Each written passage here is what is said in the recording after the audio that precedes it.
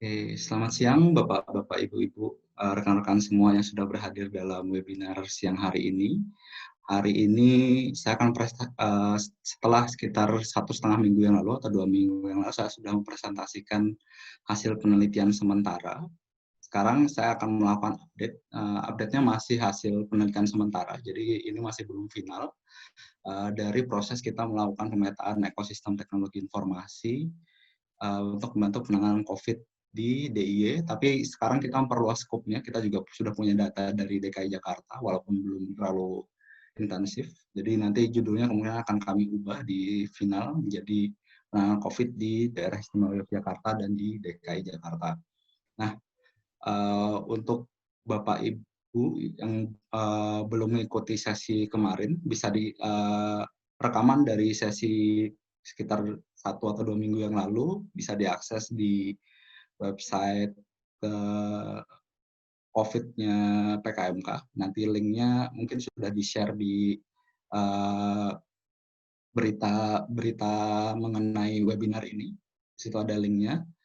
Bapak Ibu bisa mengakses untuk melihat sesi minggu yang lalu. Saya di sini tidak akan menjelaskan panjang lebar untuk yang sudah dijelaskan di minggu lalu.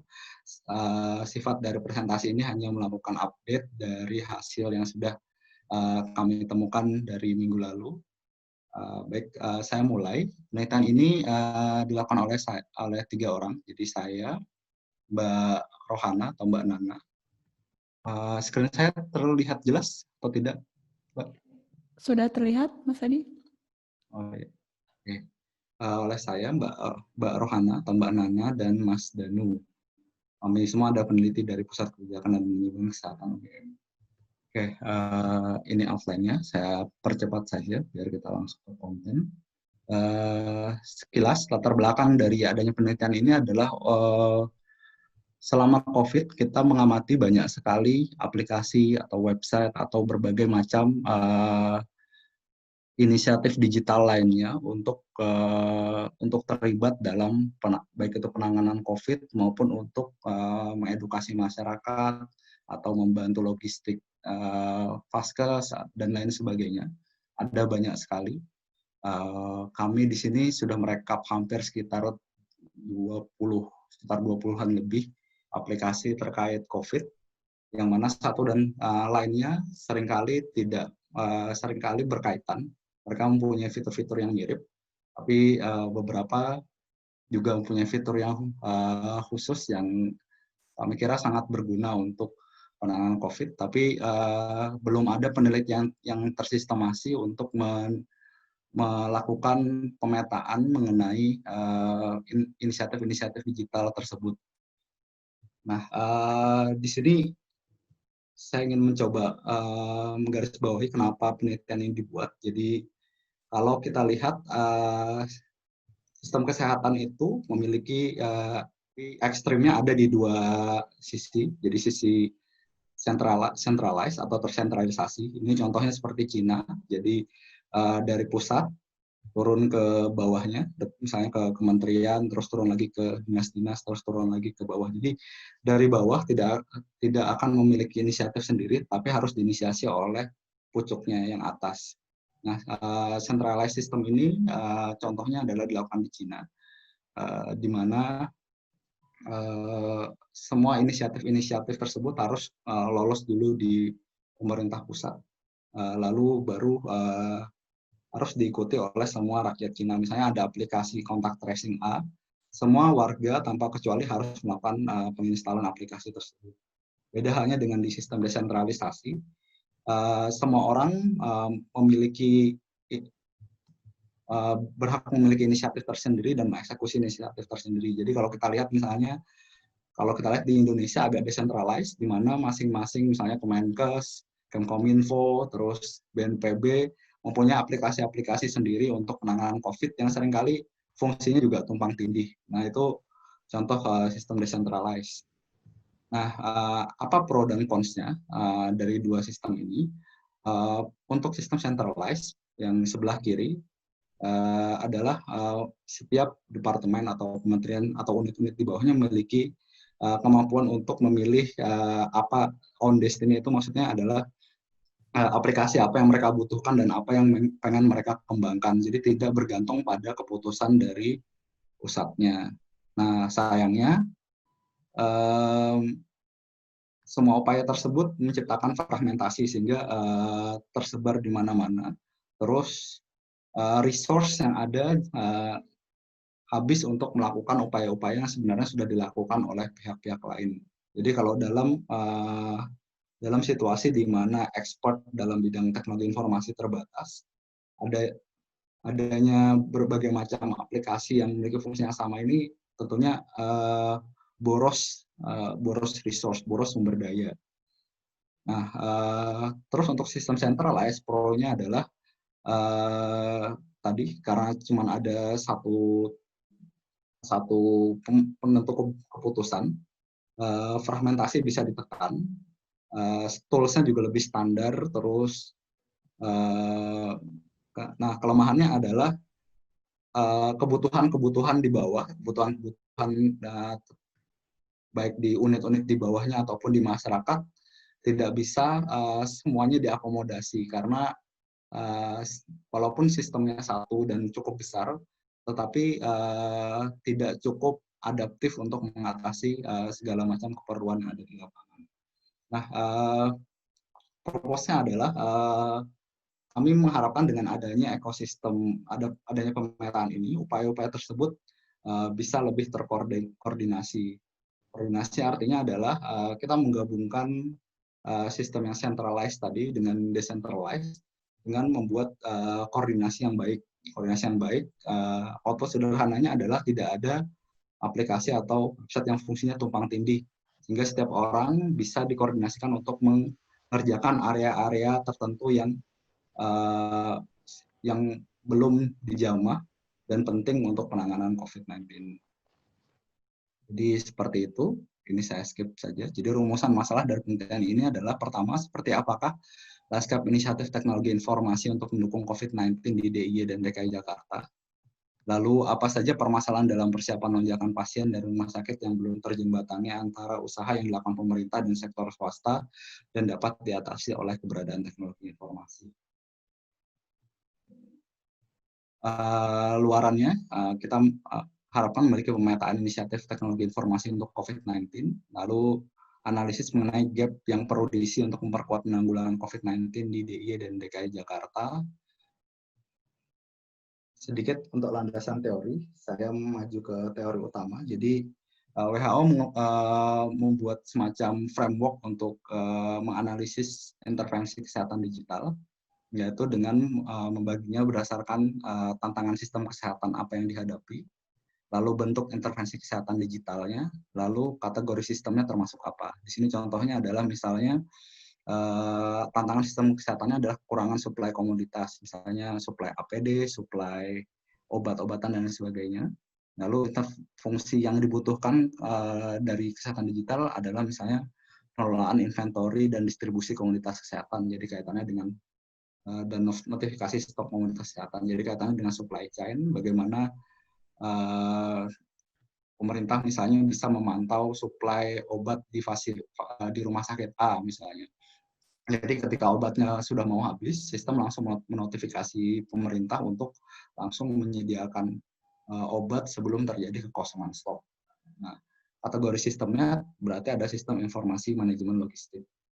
Ini skema umumnya dan seterusnya. Di sini ada misalnya tantangan tentang kepatuhan terhadap tata laksana klinis, kurangnya akses informasi dan data, dan lain sebagainya. List utuhnya ada di dokumen Digital Health Intervention-nya WHO. Ini saya capture sedikit saja untuk memberikan gambaran tentang skema Digital Health Intervention. Nah, jadi perangkat konsepnya secara umum adalah suatu kategori sistem tertentu, yaitu yang warna biru ini, misalnya sistem informasi manajemen logistik, itu memproduksi sebuah intervensi kesehatan digital yang mengatasi suatu tantangan sistem kesehatan untuk menghasilkan sebuah outcome kesehatan. Nah, 4 komponen kunci yang ingin kita garis bawahi sebagai tantangan sistem kesehatan di sini dalam skema COVID adalah dalam lingkup sistem. structure, staff, dan staff. Jadi pertama sistem adalah penguatan data informasi untuk memperkuat respon cepat dan partisipasi antar stakeholder. Lalu structure adalah mendigitasi, menganalisis, dan visualkan SOP dan menandai situasi di area rujukan, misalnya menandai ketersediaan ruang isolasi, pemetaan kapasitas dan kompetensi nakes, digitasi sistem rujukan, dan lain sebagainya. Lalu staff adalah mendigitasi, menganalisis, dan memvisualkan supply chain logistik dan pengelolaan resource tanpa perkuat kapasitas pengolahan bantuan dan informasi masyarakat.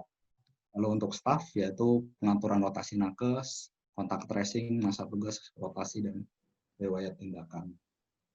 Nah, simpelnya di rencana kami di final ini adalah kita coba kategorikan berbagai sistem. Jadi setiap bulatan di sini menggambarkan suatu sistem informasi atau intervensi teknologi digital, misalnya aplikasi A atau aplikasi B. Lalu kita kategorikan fungsi itu sebagai sistem apa. Nah, dari situ kita lihat misalnya di sini ada yang merah. Jadi ada suatu aplikasi yang belum menjembatani sistem ini padahal punya potensi untuk menjembatani. Setiap bulatan ini adalah tantangan sistem kesehatan. Jadi misalnya tantangannya adalah tantangan logistik, dia belum terjembatani oleh sistem satu misalnya. Tapi di sini misalnya adalah untuk rotasi nakes, ternyata sudah dijembatani oleh sistem satu. Jadi kita lihat dari semua tantangan sistem kesehatan di era COVID-19, mana yang sudah terjembatani oleh aplikasi-aplikasi tertentu, mana yang belum terjembatani, dan mana yang berpotensi terjembatani oleh suatu aplikasi. Misalnya aplikasi SIMRS, Sistem Rujukan Rumah Sakit, punya potensi untuk dikembangkan bukan hanya sebatas pemantauan rujukan umum, tapi juga rujukan-rujukan COVID-19 di rumah sakit COVID misalnya. Saya kira upaya itu sudah mulai dilakukan, tapi itu sebagai contoh. Nah, nanti hasil akhir dari penelitian ini adalah kita memetakan tantangan sistem kesehatan mana yang belum terjembatani oleh berbagai teknologi dan aplikasi yang ada. Dan dari situ kami akan menurunkan rekomendasi tentang apa yang bisa tentang tantangan sistem kesehatan apa yang harus segera diisi oleh inovasi-inovasi teknologi digital sehingga tidak mengulang upaya-upaya yang sudah dilakukan. Ini pertanyaan penelitian umumnya, apa saja inisiatif teknologi digital yang dibuat untuk penanganan COVID di DIY dan DKI Jakarta, apa peran yang diambil dari inisiatif teknologi digital tersebut, lalu siapa individual atau organisasi yang memprakarsai hadirnya inisiatif tersebut, lalu bagaimana hambatan yang dialami dalam pembuatan teknologi tersebut, lalu apa permasalahan dalam lingkup COVID-19 yang belum tertangani oleh teknologi digital saat ini. Ini metodenya, saya skip aja secara umum. Jadi metodenya adalah pertama dengan mengambil informasi dari berbagai website dan aplikasi terkait COVID. Jadi kita studi dokumentasi. Lalu juga kita melakukan wawancara dengan staf atau pengembang di inisiatif tersebut. Mungkin tidak banyak, kami hanya mengambil sampel sekitar 4-5 orang. Sejauh ini kami baru berhasil mewawancarai 2, yaitu dari inisiatif Health Tech ID, yaitu dari Ketua Asosiasi Pegiat Teknologi Informasi di Bidang Kesehatan di Indonesia. Lalu kami juga sudah wawancara dengan Kepala Diskominfo DIY, Pak Roni. Nanti kami akan ceritakan juga hasilnya. Oke.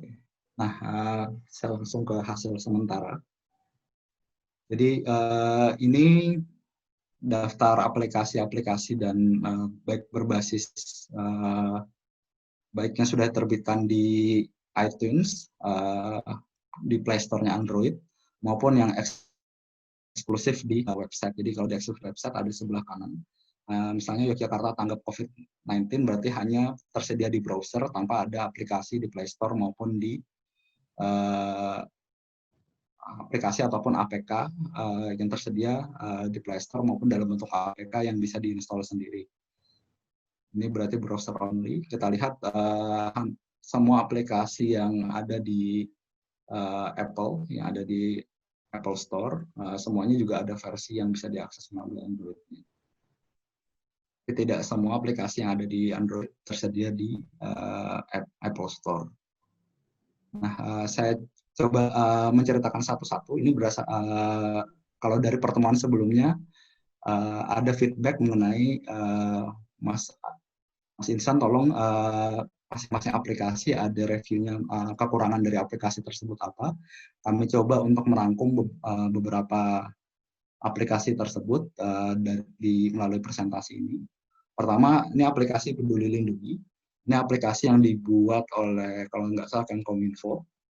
Jadi sifatnya sebenarnya untuk kontak tracing. Jadi aplikasi ini mensyaratkan seseorang untuk mengaktifkan Bluetooth dan GPS-nya untuk men-track di mana posisi orang tersebut. Jadi ketika seseorang itu misalnya berpindah lokasi ke tempat lain, record perjalanannya akan tercatat di dalam aplikasi tersebut. Sehingga ketika orang tersebut diketahui positif COVID, pemerintah bisa mengecek dari riwayat perjalanannya sudah kemana aja, dan dari situ melakukan kontak tracing. Nah, aplikasi ini usernya sudah mencapai sekitar 1 jutaan, yang mana masih cukup jauh dari jumlah masyarakat Indonesia, tapi sudah cukup banyak. Nah, aplikasi ini kekurangannya adalah mudah force close karena dia cukup berat, sehingga kalau RAM HP-nya sudah terpakai cukup banyak, dia tidak akan berjalan maksimal sehingga force close. Lalu pertama, kita harus selalu menyalakan Bluetooth, sehingga ketika kita menggunakan aplikasi ini, HP kita akan boros baterai. Terus penentuan zonanya ternyata juga tidak akurat. Lalu lalu kita lanjut ke aplikasi selanjutnya. Ini Sehatpedia, dibuat oleh Kemenkes, kalau nggak salah dari Direktorat P2P. Jadi ini adalah aplikasi mobile untuk sarana konsultasi kepada dokter sebagai penunjang pelayanan informasi kesehatan. Jadi di situ ada periksa mandiri, artikel COVID-19, konsultasi dengan dokter, terus metode karantina khusus dan karantina mandiri dengan self assessment seperti apa. Perannya lagi-lagi karena fiturnya cukup banyak di dalam Sehatpedia, dia memakan RAM cukup banyak juga, sehingga aplikasi juga mudah force close. Terus respon dokter, menurut review beberapa orang di Play Store-nya adalah respon dokternya lambat, aplikasinya juga lambat. Terus ada beberapa fitur yang dummy sifatnya, jadi ada kotaknya fiturnya, tapi isinya masih kosong, belum bisa digunakan. Penggunanya hanya sekitar 10 ribuan orang. Lalu ini juga ada aplikasi yang dibuat oleh gugus tugas percepatan penanganan COVID-19, yaitu namanya Bersatu Lawan COVID-19. Serta sekitar 50 ribuan orang. Jadi fungsinya mirip juga sebelum-sebelumnya, ada diagnosis mandiri pengguna, terus mendapat anjuran menurut hasil diagnosa tersebut. Jadi kalau misalnya dari diagnosanya dicurigai COVID, ada anjuran untuk datang ke vaskes mana. Terus ada fitur namanya sejarah kontak langsung. Jadi kita menginput ke aplikasi tersebut, kita kontak dengan siapa aja selama kita menggunakan aplikasi tersebut. Tapi ada berbagai kekurangan. Pertama adalah aplikasi mudah force close juga, sama seperti sebelumnya. Kendala saat loginnya susah. Terus kesulitan untuk registrasi data dan belum terintegrasi pula dengan data kependudukan. Terus untuk lokasi sebaran COVID-19 ada peta di situ. Nah, di peta itu kita tidak bisa melakukan zoom in atau zoom out. Lalu ada Halodoc, ini aplikasi telemedicine buatan swasta, jadi bukan dari pemerintah. Ini aplikasi untuk konsultasi dengan dokter, beli obat-obatan. Jadi untuk COVID ada fitur tes COVID-19, jadi di situ meminta untuk tes rapid atau PCR. Dan dari situ nanti akan appointment dari Halodoc akan dirujuk ke rumah sakit terdekat atau rumah sakit rujukan COVID untuk ditindaklanjuti tesnya. Tapi hanya apabila ada indikasi bahwa seseorang memiliki COVID dari hasil self-assessment. Lalu bisa chat dengan dokter, lalu beli obat, dan lain sebagainya. Kekurangannya adalah pertama, jarak dari pendaftaran dan pemberitaan informasi untuk rapid test terlalu lambat dan mendadak. Jadi misalnya kita melakukan pendaftaran untuk rapid test dari hasilnya sudah positif, informasi tentang rapid test itu sendiri baru datang sekitar 1-2 hari setelahnya, tidak langsung. Lalu dokternya tidak cukup responsif, dan pengantaran obat juga seringkali dibatalkan oleh driver. Ini penggunanya sekitar 5 jutaan orang, sama halnya dengan Halodoc. Fiturnya tidak sebanyak Halodoc terkait COVID, hanya memuat tentang tanggung jawab terkait COVID-19. Kekurangannya adalah data dan privasi tidak aman, jadi ada kasus kebocoran data dari Halodoc, ada kasus penyalahgunaan data pengguna juga. Tidak ada fitur untuk menghapus akun kita secara permanen, jadi ketika kita membuat akun tersebut akan selamanya ada di database Halodoc. Terlalu banyak iklan di notification tab.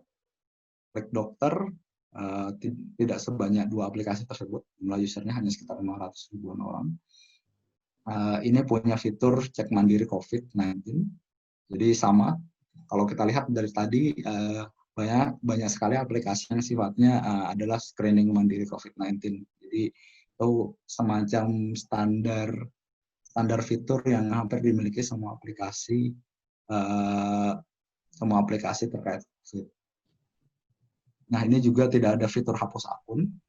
Jadi dokter spesialis jarang online, lalu fitur cek kesehatan terkait COVID-19 keluar dari app lalu pindah ke website. Jadi ketika kita klik fitur cek kesehatan, dia tidak terbuka di dalam app, tapi dia akan meminta kita untuk membuka browser, misalnya Chrome atau Firefox, terus dari situ dirujuk ke website yang berbeda. Aku juga mirip, ini telemedicine. Saya lanjutkan aja. Nah, Jaki ini adalah platform satu pintu untuk Jakarta. Jadi di Jaki ini ada banyak fitur. Fiturnya salah satunya adalah ada rapid test menggunakan kalkulator CLM, jadi berbasis machine learning.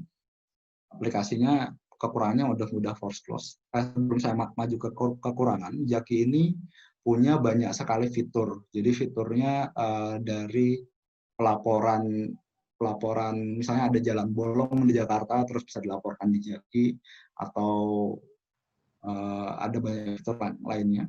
Salah satunya adalah fitur terkait COVID. Di sini ada kalkulator CLM, yaitu kalkulator yang kita melakukan screening mandiri, terus kita mendapatkan terus juga mendeteksi lokasi kita di mana. Nah, dari situ Jaki akan memperlihatkan seberapa mungkin kita terpapar oleh COVID-19 di daerah kita. Nah, kekurangannya sama, karena banyak fitur tadi, kekurangan banyak aplikasi kita adalah terlalu banyak fitur sehingga aplikasi mudah force close karena memakan memori yang besar. Lalu fitur CLM harus melakukan pengisian data identitas user kembali setelah awal registrasi sudah mengisi data identitas user. Jadi kalau kita baru install aplikasi terus masuk, kita akan diminta untuk melakukan registrasi dengan mengisi data-data pribadi. Lalu setelah sudah masuk aplikasi, ketika kita ingin menggunakan fitur CLM, kita harus mengisi lagi data kita sehingga ada 2 kali pengisian data di situ. Lalu ada nCorona. nCorona ini sama, asesmen gratis dan mendeteksi faktor risiko. Di sini ada penilaian mandiri, lalu hashtag COVID-19, terus ada edukasi juga, dan peran penting. Jadi sifatnya lebih informatif. Kekurangannya lokasinya tidak cukup detail, jadi masih di level kabupaten kota, belum sampai tingkat kecamatan.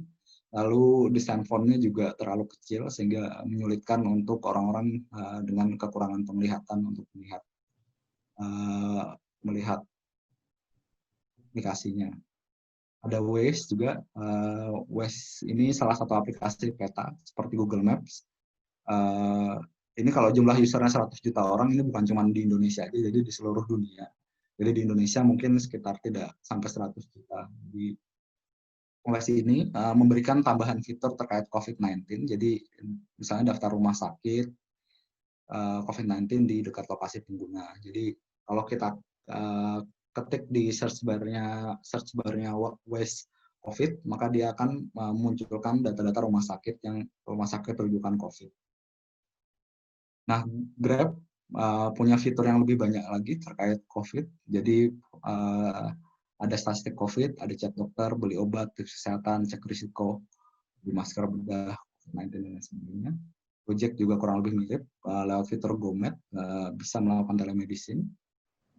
Tidak telemedicine, bisa membeli obat melalui fitur Gojek. Lalu ada COVID-19 Info Center, terus dia memberikan statistik COVID-19 di Indonesia. Fiturnya tidak sebanyak Grab, tapi cukup banyak untuk Gojek. Lalu ada aplikasi namanya Inaris Personal. Ini aplikasi yang dibuat BNPB. Ini juga untuk mengetahui sebenarnya tidak hanya COVID. Jadi Inaris ini adalah untuk memantau bahaya kebencanaan. Jadi bukan cuma COVID, tapi juga gempa bumi misalnya, tsunami atau bencana alam lainnya. Nah, tapi juga salah satu fiturnya adalah fitur COVID. Jadi di sini ada asisten pribadi, keluarga, dan desa. Jadi memantau berdasarkan kasus-kasus yang sudah muncul dan terdata di BNPB. Lalu dari situ aplikasi ini menentukan apakah kita berada pada paparan yang bahaya atau tidak berdasarkan lokasi kita. Nah, kekurangannya adalah dia lagging, sering juga not responding, terus tingkat bahaya juga hanya rendah sedang tinggi tanpa ada nilai persentasenya. Jadi harusnya kalau semakin dekat seseorang dengan lokasi penderita COVID, lokasi yang rawan COVID, maka persentasenya harusnya bisa dibikin persentase naik dengan kadar bahaya yang lebih tinggi dibandingkan hanya tiga kategori rendah, sedang, dan tinggi. Lalu ini 10 rumah aman. Ini juga cek kesehatan, tapi sifatnya adalah untuk mengecek apakah 10 rumah dari lokasi kita itu aman atau tidak. Tapi syaratnya adalah semua orang harus melakukan asesmen mandiri dengan aplikasi ini. Jadi ketika seorang melakukan screening mandiri di aplikasi ini, masukkan suhu tubuh, mengisi form yang ada, pengguna akan mendapatkan profil risiko COVID-nya. Nah, dari situ ketika dalam satu lingkungan menggunakan aplikasi ini, maka dia akan mendeteksi dalam satu lingkungannya dia apakah ada penderita yang rawan COVID, penderita yang diduga COVID yang lain ataukah tidak. Nah, aplikasi ini sangat mengandalkan banyaknya user yang terlibat, tapi sayangnya user yang ada hanya sekitar 50 ribuan orang, sehingga kurang efektif. Lalu fitur ini juga terlalu lambat dan tidak dapat bekerja dengan baik apabila koneksi internet terlalu lambat. Nah, Carrot Plus ini khusus untuk di DIY. Aplikasi ini belum ada di Play Store, tapi sudah ada APK-nya. Buatan Gama Techno kerjasama dengan Kemkominfo. Jadi fungsinya adalah screening tes COVID-19, lalu ada risk assessment, peta penyebaran, lalu tips kesehatan dan statistik COVID-19 di Indonesia. Ini dibuat dengan basis di DI Yogyakarta, tapi tampaknya juga bisa digunakan di daerah lain. Kami butuh menggali info lagi, tapi ini dibuat dengan perspektif membantu penanganan COVID di Jogja, kerjasama dengan Kemkominfo. Nah, kekurangannya adalah seperti tulis di sini, belum dapat diunduh di Play Store. Terus lokasi kelurahan pada saat pengisian data registrasi juga tidak lengkap. Jadi ada kelurahan-kelurahan yang belum masuk di dalam sistemnya Carrot Plus. Ada e-hack Indonesia, ini dibuat oleh kerjasama Kemenkes dan kantor imigrasi. Tujuannya adalah ketika seseorang ingin bepergian, baik domestik maupun ke luar negeri, setiap orang akan diminta untuk mendapatkan semacam clearance atau surat izin bepergian. Nah, surat itu terekam dalam aplikasi ini. Jadi ketika kita misalnya ingin pergi ke kota lain atau ke negara lain, kita harus menunjukkan surat di dalam aplikasi ini. Nah, sayangnya pengisian form tidak ada validasi, sehingga rentan diisi data palsu. Jadi tidak ada validasi nomor KTP atau dari nomor kendaraan atau dari paspor, sehingga rawan sekali ketika orang untuk memasukkan data palsu ke dalam sistem itu. Lalu hanya menyediakan 10 pilihan keluhan yang dirasakan saat ini. Jadi self assessment-nya juga kurang komprehensif dan keamanan dan validasi datanya juga masih diragukan. Nah, jejak ini salah satu fitur dari platform Jaki yang tadi sudah saya sebutkan. Ini adalah fitur kontak tracing buatan Pemprov DKI Jakarta. Sistem kontak tracing-nya tidak berdasarkan GPS ataupun Bluetooth seperti Peduli Lindungi ataupun tadi GPS sebelumnya, tapi berdasarkan scan QR code. Jadi kalau seseorang masuk mall, dari aplikasi tersebut akan menyediakan QR code yang harus di-scan ketika seseorang masuk ke fasilitas-fasilitas publik. Nah, dari situ datanya akan disimpan oleh Pemprov DKI, sehingga ketika seseorang diketahui positif COVID, akan terpantau dia sudah berkunjung kemana saja. Nah, aplikasi ini masih sangat baru, jadi jumlah usernya masih 1000+, lalu juga belum semua tempat publik dipasang scanner QR code untuk jejak Jaki ini. Jadi sistem ini hanya ideal ketika penggunanya juga cukup banyak, tapi lebih ideal lagi ketika semua fasilitas publik sudah menyediakan jasa scan untuk mengharuskan pengunjungnya untuk melakukan scan QR code dari jejak ini. Sistem ini mirip dengan sistem yang dibuat di Cina. Jadi kontak tracing-nya adalah ketika seorang misalnya datang ke restoran atau masuk ke mall atau masuk ke tempat manapun, mereka diharuskan untuk men-scan QR code yang dibuat oleh aplikasi jejak. Zcare ini adalah layanan informasi kesehatan, jadi semacam telemedicine juga. Tapi jumlah usernya masih sedikit, hanya sekitar 50-an. Nah, lalu di Jakarta juga ada namanya platform KSBB, yaitu kolaborasi sosial berskala besar. Nah, di sini ini menurut saya aplikasi yang sangat baik. Jadi dalam aplikasi ini kita akan disajikan peta mengenai wilayah-wilayah RW di DKI Jakarta. Lalu ada penunjuk mengenai panti asuhan, panti jompo, panti disabilitas, dan pesantren. Nah, wilayah-wilayah dengan warna yang lebih gelap ini adalah wilayah-wilayah dengan risiko tinggi COVID. Nah, dari sini Bapak Ibu bisa mengklik petanya, lalu di situ ada fitur untuk memberikan bantuan. Nah, setelah mengklik memberikan bantuan, Bapak Ibu akan diminta mengisi form ingin memberikan bantuan apa kepada RW atau kepada pesantren atau kepada panti yatim piatu atau panti jompo. Nah, dari situ Bapak Ibu bisa memilih untuk memberikan sumbangan lewat uang atau lewat barang. Nanti penyalurannya akan difasilitasi oleh Pemprov DKI. Nah, ini menurut saya fitur kolaborasi yang sangat bagus dan baru ada di DKI Jakarta, belum ada di daerah lain. Lalu di Jogja ada yang serupa, tapi ini diinisiasi oleh masyarakat, namanya Sonjo atau Sambatan Jogja. Jadi sifatnya adalah untuk mempertemukan sisi permintaan dan penawaran. Jadi intinya adalah kalau seseorang misalnya suatu daerah butuh info pangan misalnya kekurangan pangan bawang bombay misalnya, upload di Sambatan Jogja, nanti akan ada supplier yang menawarkan untuk memberikan pangan yang dimaksud. Jadi ada jual beli pangan, tapi juga ada yang sifatnya kebutuhan. Jadi sifatnya untuk donasi, yaitu misalnya kebutuhan vaskes, butuh APD misalnya, lalu di request di website ini di Sonjo.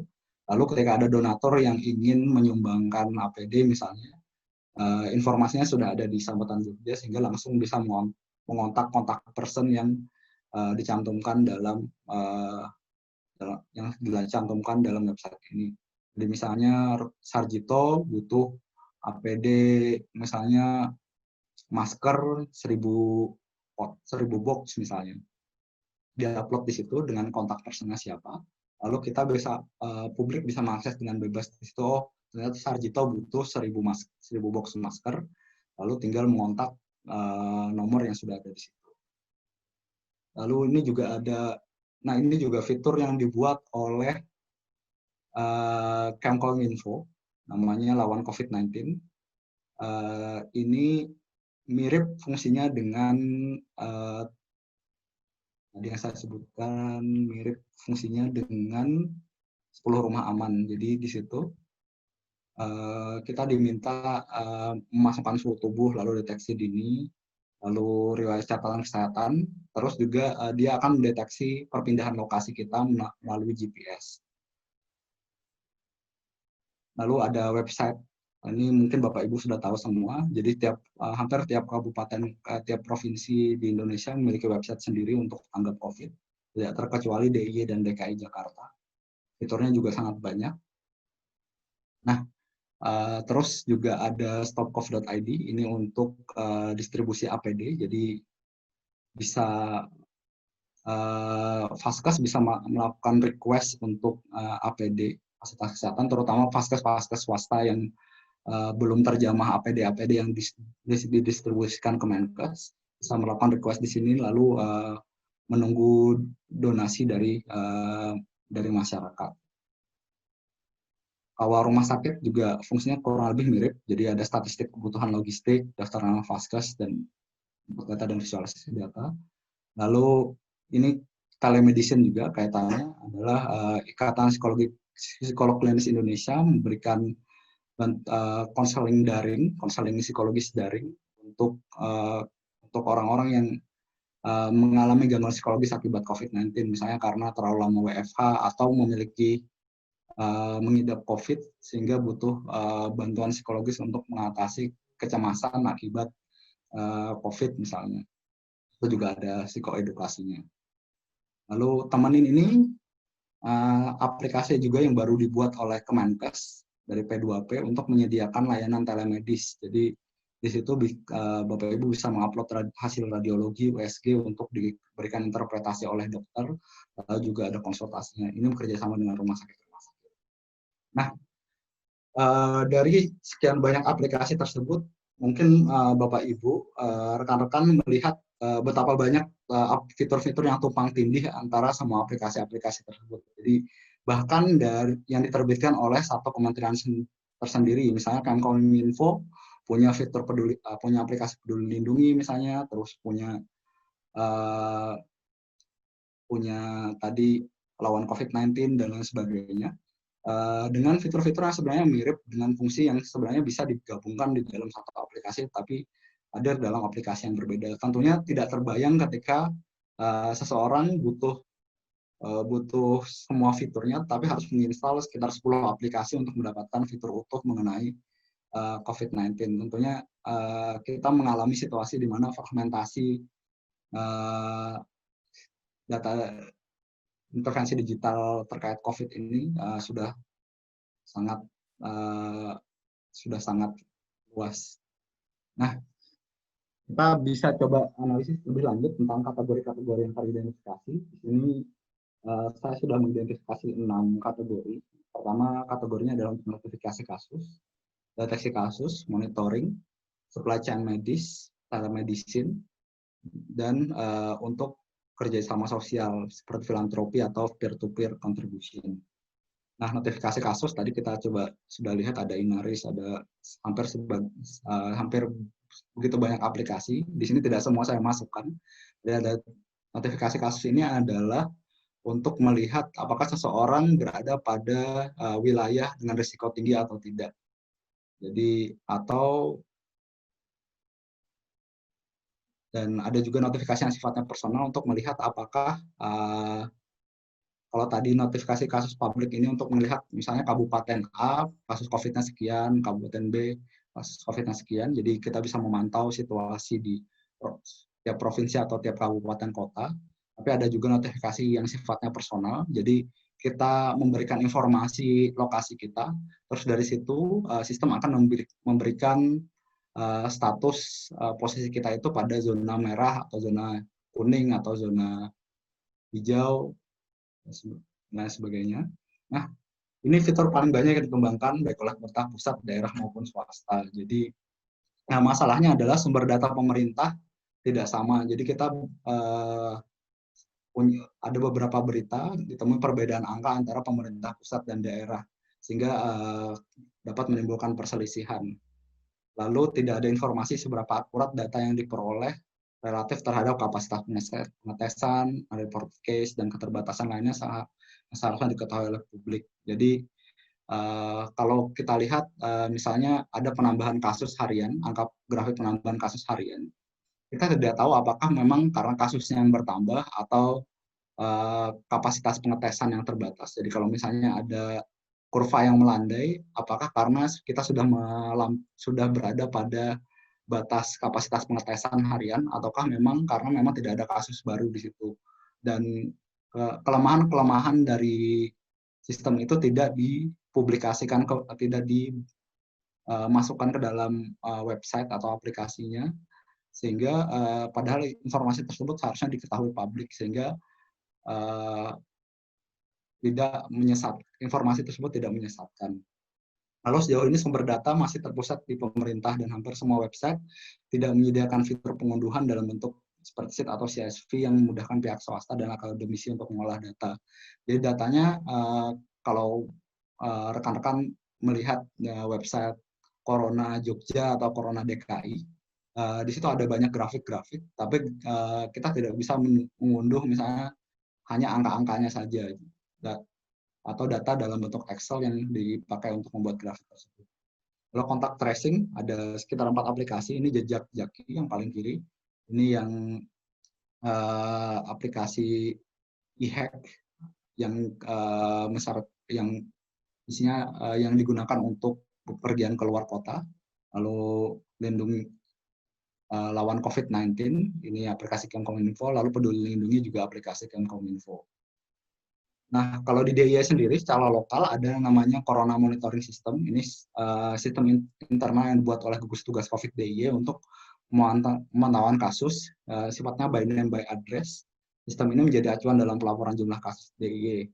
Jadi sistem ini nggak publik, nggak bisa diakses oleh orang luar, hanya bisa diakses oleh tim dari gugus tugas untuk memantau situasi di DIY.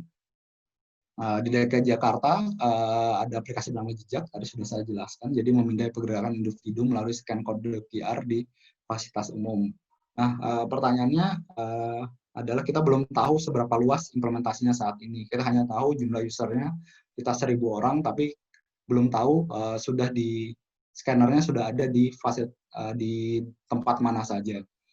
Lalu peduli lindungi, kontak tracing paling luas penggunaannya sejauh ini, tapi tidak ada kewajiban penggunaan untuk seluruh masyarakat. Jadi sifatnya hanya himbauan.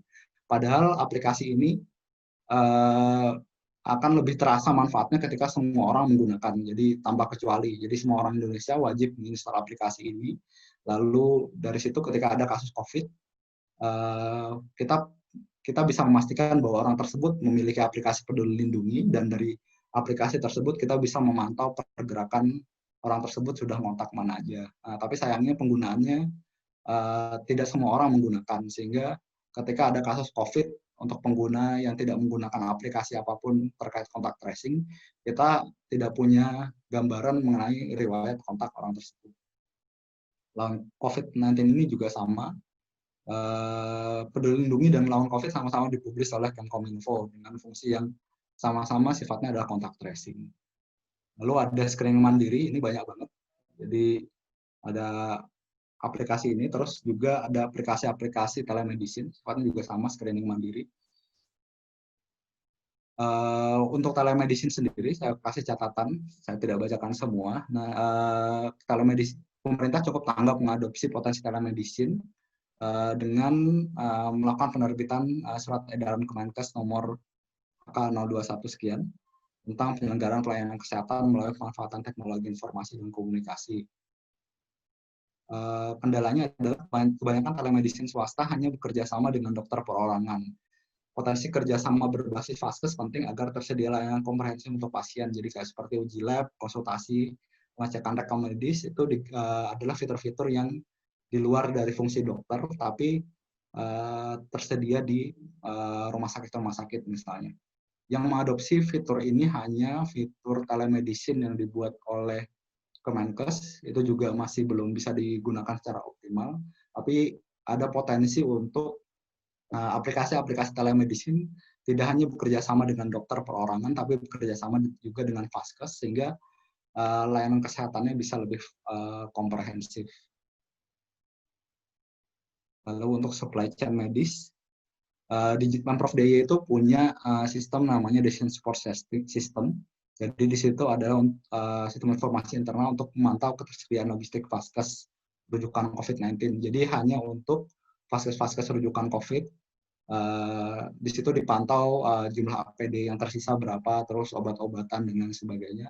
Lalu ketika ada kekurangan akan diisi oleh Pemprov DIY. Tapi sayangnya hanya memantau rumah sakit rujukan COVID. Jadi tidak memantau rumah sakit swasta misalnya yang bukan rujukan. Tetapi seperti kita ketahui di situasi COVID seperti ini, semua rumah sakit harus waspada dengan APD-nya masing-masing. Takutnya ketika ada pasien yang pasien yang tidak tahu bahwa dia mengidap corona terus berkunjung ke rumah sakit, lalu APD kurang sehingga terjadi penularan di dalam rumah sakit. Terus dari wawancara kami dengan pengembang stopcov.id, vaskes swasta non rujukan COVID-19 ini tadi tidak memiliki suplai medis dan APD yang memadai untuk situasi COVID-19. Lalu kerjasama sosial tadi sudah saya sebutkan, ada KSBB oleh DKI Jakarta dan Sonjo yang dibuat di Jogja.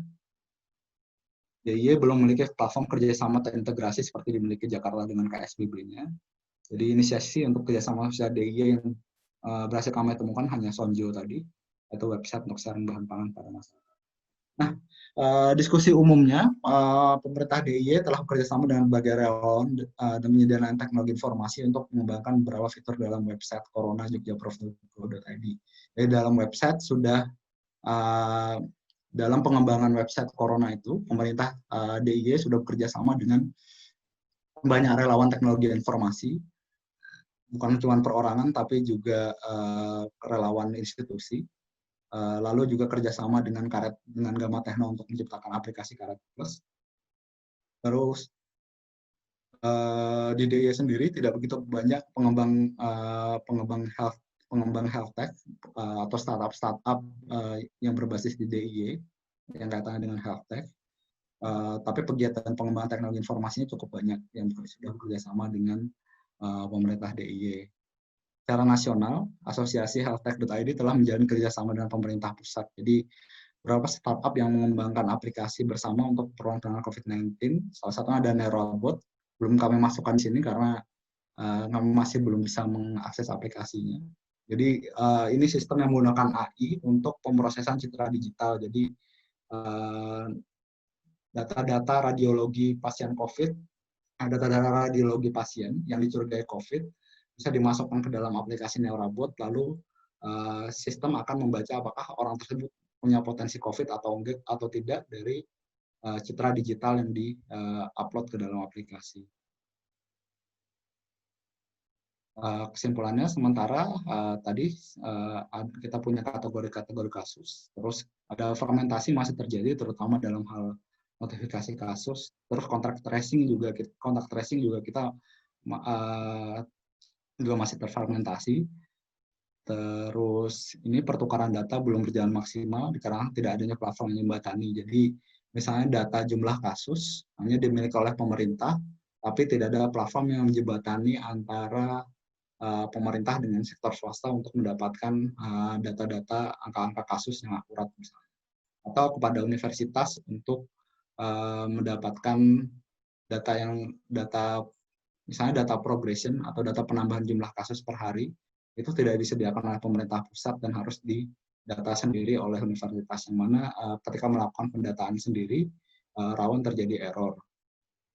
Nah, ini kerjasama pemerintah dan swasta telah terbentuk, di DIY juga terbentuk, di DKI sudah terbentuk juga lewat di dikoordinatori oleh namanya JSC Launch atau Launch Jakarta Smart City. Di situ bukan hanya untuk mengkoordinir semua aplikasi yang dibuat oleh Pemprov DKI Jakarta, tapi juga oleh sektor swasta. Nah, rencana analisis selanjutnya, selain melengkapi kerangka WHO yang saya sebutkan sebelumnya, juga kita coba untuk melihat di saat apa aplikasi itu muncul dan untuk melakukan penanganan apa aplikasi tersebut. Misalnya di sini, apakah aplikasi tersebut menggunakan teknologi apa? Apakah cloud computing atau mobile internet aja atau ada AI di situ? Mungkin nggak Indonesia karena belum ada 5G, berarti belum ada 5G. Lalu skenario aplikasinya untuk apa? Lalu digunakan di fase apa dalam penanganan COVID. Jadi kalau kita jadi ada 4 fase dari detection, respon dini, lalu intervensi dan post intervensi. Nah, berada pada posisi mana aplikasi tersebut. Demikian dari presentasi dari saya. Mohon maaf agak cukup panjang. Saya kembalikan kepada moderator Mbak Tari. Terima kasih.